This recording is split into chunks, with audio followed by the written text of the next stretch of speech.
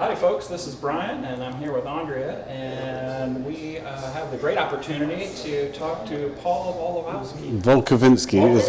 That's it, that's the one. I knew I was going to get that wrong. No, it's a Polish name, there's no V's in Polish, so Wolkowinski, all W's are V's. We didn't know how to pronounce Andrea's maiden name until we went to Poland, and then we Is that right? realized we you're were Polish pronouncing too. it wrong the whole time. Yeah. She was a Kaczynski, but actually it's Kaczynski. Kaczynski, yeah.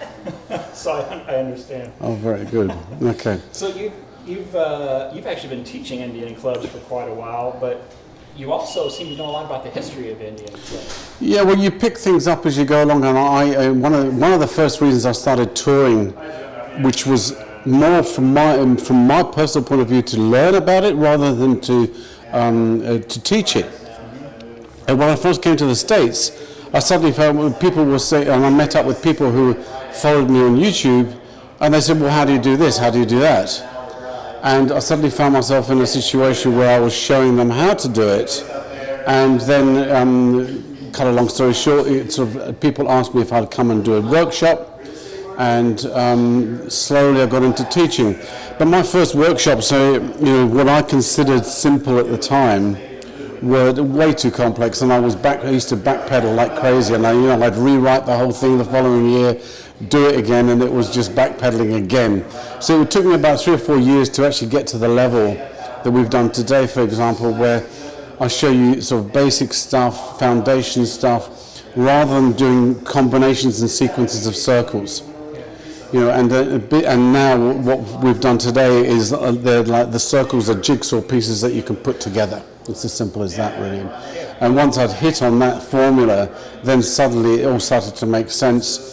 And one thing that was a major issue from my point of view is that the old books and manuals about Indian clubs, they actually were written for people who could already swing. So it was like, this gym competing with this gym, this sort of a situation.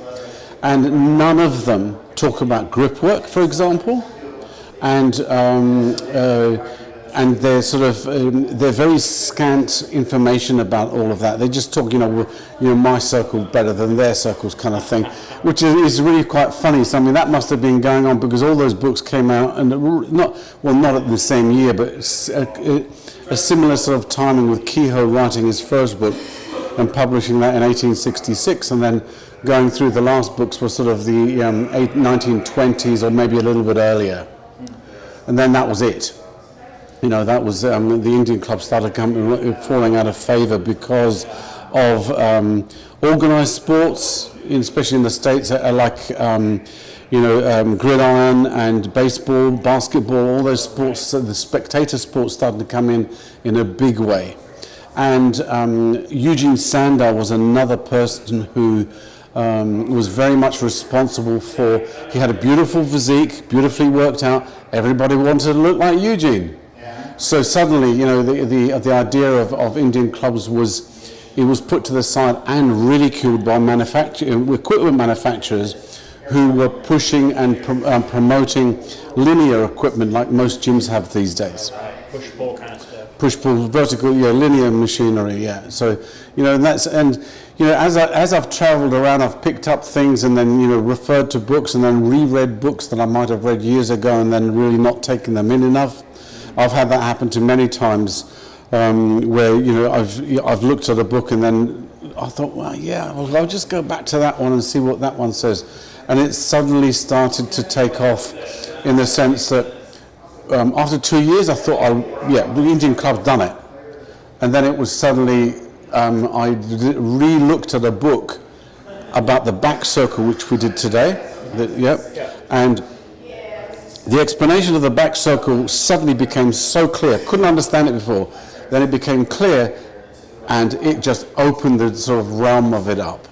And then that followed on by my wanting to understand, for instance, that Tom Burrows, the endurance swinger, in the newspaper clips that are written about him, they describe him that he never stopped swinging, and he did maybe 120 odd variations on his swing, which is huge. That's a lot. Now the interesting words in that were non-stop. And to me, that was fascinating. How did he go from one swing to another? And then basically that was my next challenge. I mean, I'd learned how to do the circles, I'd learned how to do some basic combinations. But then how do you go from one to another without stopping? That's one of the things I find fascinating about your videos is you watching your transitions. It just Yeah, seems and yes, and I mean, that's where all that's come from. So, and it was basically, you know, Tom Burris, who lived 100 years ago, was, he's been a champion of mine for forever and a day because, you know, and it was just the things that I've read up about him and descriptions of him swinging. To give you another example, he's described as swinging 120 revolutions per minute. When I first saw that, it was like, my God, he was going at a rate. But I actually mistakenly thought that, you know, doing a front circle, say, and a back circle was one revolution. No, it's two. You know, and that also then opened my mind up to the fact that you have to look at the individual circles rather than combinations. Yeah. So a combination is not one movement, it's two circles and probably a transition somewhere along the line, moving from the front of the body to the back and vice versa. So, and you know, so those little snippets of Burroughs, as I was progressing my own style, that was feeding me information. Oh, well, I've got to try this now and I've got to try that. So, you know, and that hence my style of swinging. And I love the concept of swinging non-stop. You know, and I usually, for instance, just in my personal training, I do very similar to the mace training that we've just done now. I'll put a beat on, say 58 beats a minute, and I will swing with a sweep hand, you know, with a second hand on a clock. I'll swing a minute of this, a minute of that, and change and change and change and change. And I'll do anything from sort of like a 20-minute to a 60-minute set, non-stop. So, I mean, that's, yeah. And, I mean, you know, and sometimes I'll focus on cramming as much in as possible into those 60 minutes, for example, or 20 minutes. Other times I get really obsessive and I'll just do one movement and hammer it and hammer it and hammer it till I get it right. And then if I can do it on my right side, then I have to do it on my left side. You know, some it's like sort of yin and yang, you know, so, you know, to put it to the point of distraction. And occasionally it gets very frustrating and I can't do it. Then I've found the best thing over the years is literally to leave it. And it can be leaving it for 10 minutes, go do something else, come back to it, and suddenly it's there. Yeah, so, you know, it's just, and, you know, and then it's fascinating because you develop from going from doing the circles, the combination of circles, the synchronous circles and the asynchronous circles. And then you've got the transitions that we were talking about. And then, of course, much later on, I discovered not only that you can do the forced transitions, which is stopping a club and reversing it, but you can do a body turn transition, which means that you can turn around and the club keeps going, but the direction of the club changes, which is just so fascinating. And then, of course, you can do combinations of those, which you've probably referred to in my videos, where I will do a turn transition and cap it with a forced transition. So it, you know, the complexity just it manifests basically. It just grows. Yeah, it's amazing. It's like a culture, you know. You sort of get it right. Yes. I can see that. Yeah, especially just from today. Well, what got you started doing this? Indian clubs. No, I started with kettlebells. I mean, I did because of the Polish-Russian heritage. Okay. And I got very overweight at one stage, and my doc basically said, "Mate, do something about it." Right. And I then, it was 15 odd years ago, stopped drinking and basically decided to sort myself out. I love the kettlebell swing, and I used to do the clean and jerk and the clean and press. And with kettlebells, I love the swing a lot. I love the dynamics of it. And that made me look for other things on the internet. What else can I swing? Found club bells and hated them. I really hated them. I bought a whole set. Hated them from the word go. The heavier bells, yeah. And what I didn't like about them was the fact that A, it was steel and it was cold in your hand, whereas, you know, the handle of a kettlebell warms up after a time. I mean, so does a club bell to a degree, but not the same. And I don't know what made me look. I just looked on the internet for what else was there around. A steel mace came up. There was a manufacturer in Australia who produced maces. So I bought one of those, didn't know the first thing about them at the time. And I found a book that was written in 1905 by Cobbett and Jenkin, and there inside the book were templates to make Indian clubs. So I found a wood turner in Perth, and we went from there. I mean, he made the clubs for me, and I started to swing them. And I still remember to this day, standing after a kettlebell session, holding my Indian clubs, thinking, well, what do I actually do with these? So then, then the real searches started. So, suddenly I found this, and what I loved about it was the feeling of wood was so friendly, felt so natural. Yeah, and it was such a contrast to club bells. And I didn't like the club bells because I thought they were too short. In length they're too short. There's too much weight there. And for some reason, the dynamics just did not suit me. I mean, it was just personally, it was something that didn't gel. So, and that's how Indian clubs basically got going. And then it was, as I say, the first 2 years were just really, really basic stuff, swinging stuff around. And then the back hip circle was the one that really opened my eyes out to the fact that I'm nowhere near being accomplished in this. And, I still consider myself a student even to this day, although I teach it. I still keep finding. On Saturdays, for example, I'll do a freestyle session that can last anything from 1 to 3 hours. Oh, wow. And I will go into my room. I try different things. I try different clubs. I pick up, I almost try to, almost as if it were read the clubs. What do you want me to do with you kind of question. And I swing them, and I very often start with walking pendulums. Couple of wrist circles, swing them out, turn around, do a 90-degree turn, face the mirrors, because I always train in front of mirrors, and away we go. It's there for the taking. Sometimes nothing comes out of it, and sometimes it's incredibly constructive. And then I'm madly running for cameras to film it, because sometimes I forget afterwards, what was I doing that day? And it's, just to give you an example, one of the things I discovered with transitions, for example, as I was talking about, there's a forced transition and a body transition. And the forced transitions up till maybe 6 months ago, I only ever used to do a pendulum half circle downwards. Then I realized that you can also do an upward pendulum or upward half circle, and that'll transition you to another move. So you don't look just to go downwards to transition, you can always swing over the top. Yeah, and that was like, oh wow, it was really good. Yeah, very exciting stuff. It seems to be one of those things that you never do seem to learn at all. No, I never will. I'm still a novice, and I just feel like there's so much out there. Correct. No, none of us will ever learn at all, because it's and I like one of the things I get out of teaching and sort of like working, because there's a number of students I work one-on-one with over video. And what I like about that is that video is difficult to read, because obviously you're looking at a small screen. And seeing mistakes and then trying to correct them, and sometimes it's a real jigsaw puzzle to try and figure out what's going wrong. But over the last year, things have fallen into place. For example, I look for clubs flaring out of sync with the planes.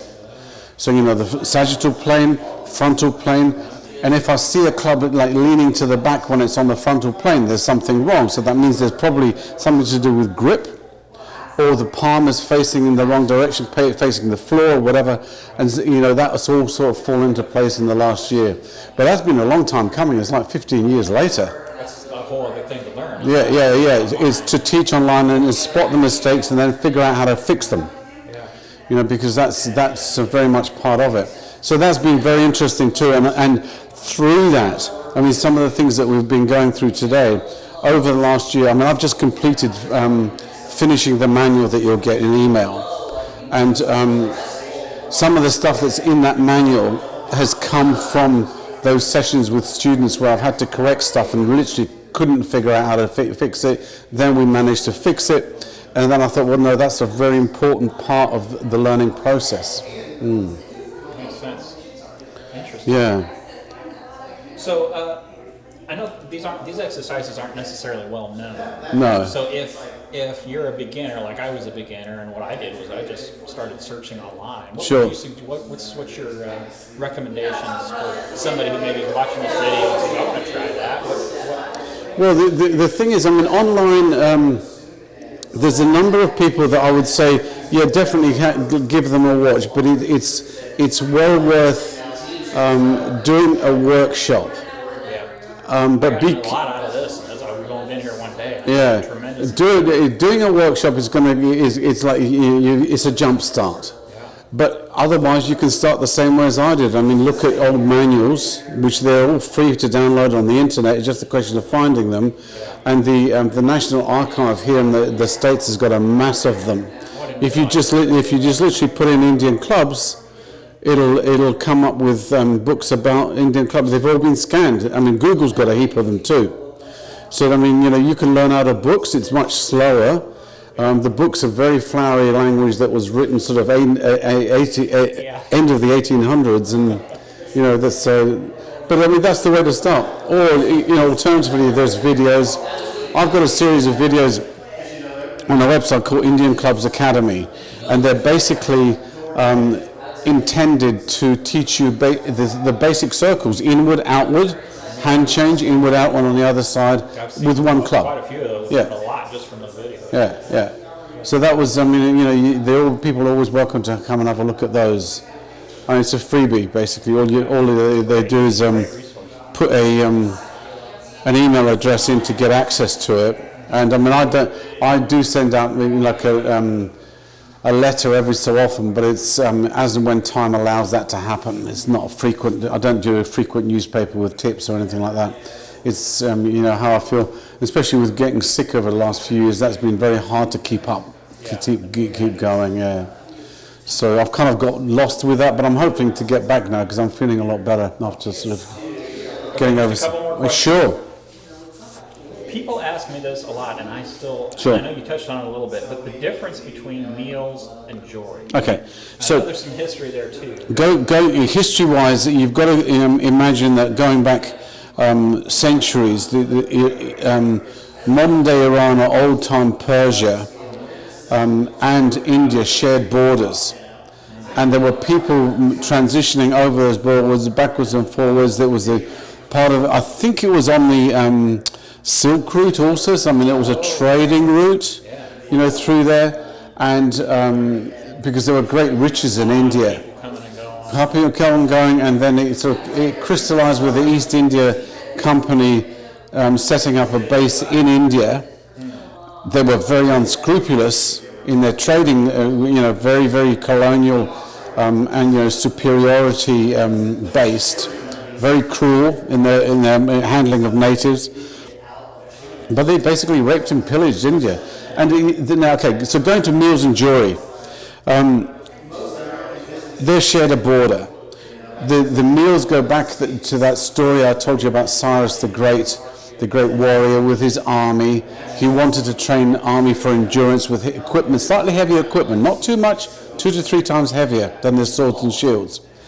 Now, at the same time, in Hindu religions, there is a massive amount of imagery and legend about maces, or sort of like the Gada, as they call them.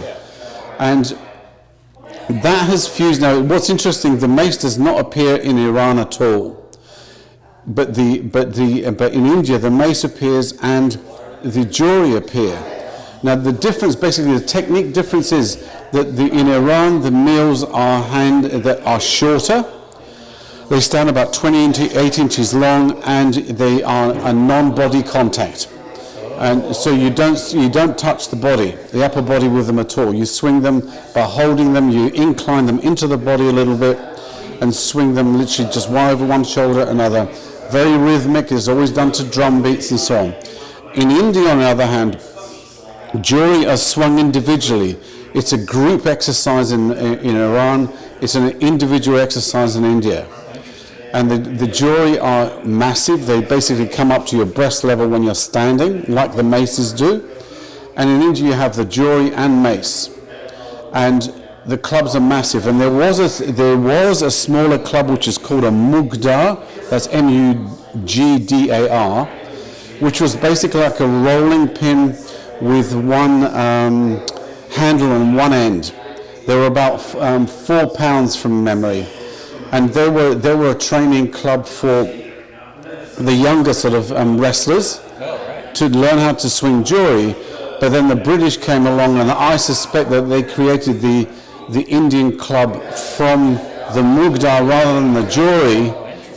And then they almost turned those clubs into a sort of a torture tool for the Indians that were in the British Army under British command.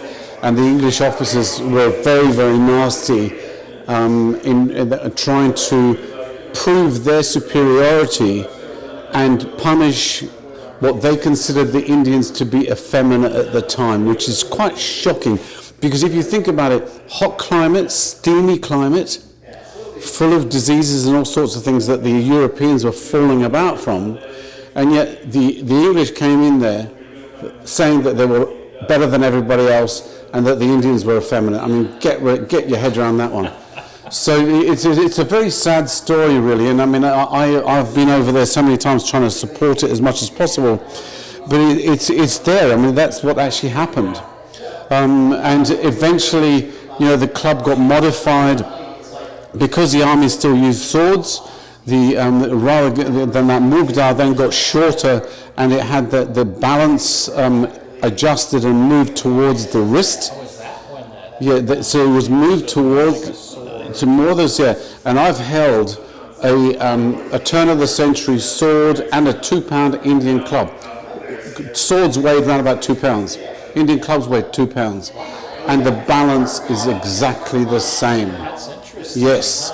So so it was a very deliberate move. Some very, very clever person in the British Army figured that out, and that was basically the training tool. And if you think about it, it must have been a good economy also, because trees, I mean, they didn't care about preserving forests in those days.